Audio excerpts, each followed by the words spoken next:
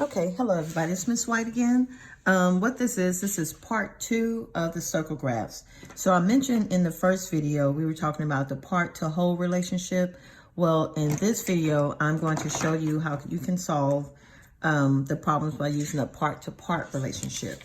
So we're gonna use the same information as before. So I'm gonna use the same data. So here it is, part to part relationships. So we're looking at here, we're gonna use the same example about the flowers. And so we were comparing, it said here, okay, the circle graph shows the percent of types of flowers planted in the flower garden. If there are a total of 150 flowers, how many more of them are impatiens than begonias? So what I'm gonna do, I'm going to set up the proportion. And let's get our labels here. This is begonias.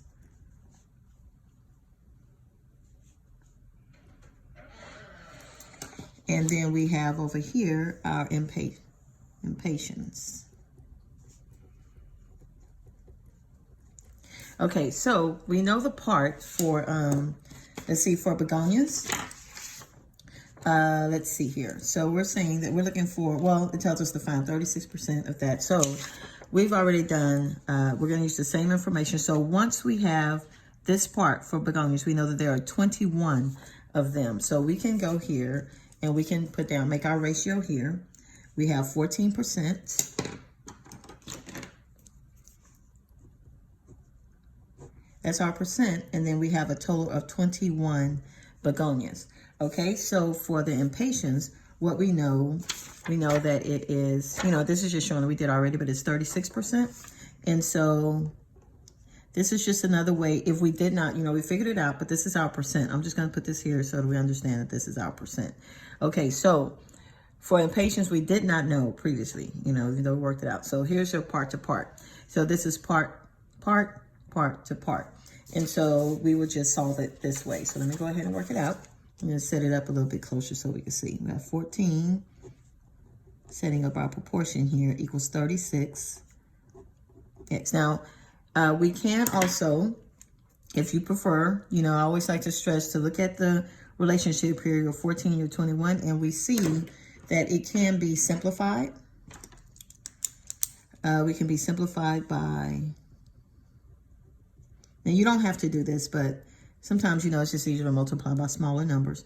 We can simplify by 7. They have the common factor 7. Okay, so when we do that, this will become, 14 divided by 7 is 2. 21 divided by 7 is 3. So now we just have smaller numbers as we're working. So I'll put this here like that. Okay, so now we're just going to cross multiply and solve for x. And so when we do that, just as a reminder, when we're cross multiplying, we're going to go up. And I suggest, choosing a direction and going with it. Tend to go from the bottom up, and so then we want to go from the bottom up there as well. So we have 3 times 36 is going to be x times 2. All right, and so 3 times 36, we go here, but just go 3 times 6 is 18, and then 1, 9, okay, 108 is equal to 2x.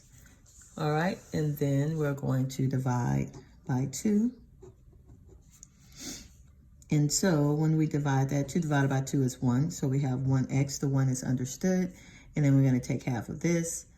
That's going to be 10 divided by 2 is 5.